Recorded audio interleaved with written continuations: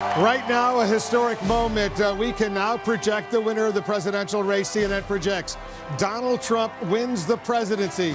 The business tycoon and TV personality capping his improbable political journey with an astounding upset victory. Donald J. Trump will become the 45th president. History has been made. Jake, this is a moment a lot of people are going to remember. It is my high honor and distinct privilege to introduce to you the President-elect of the United States of America, Donald Trump. Our work on this movement is now really just beginning. We're going to get to work immediately for the American people.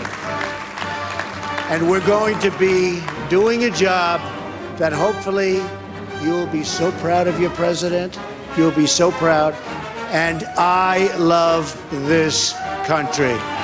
Thank you. Thank you very much. That's enough. There he is, the 45th.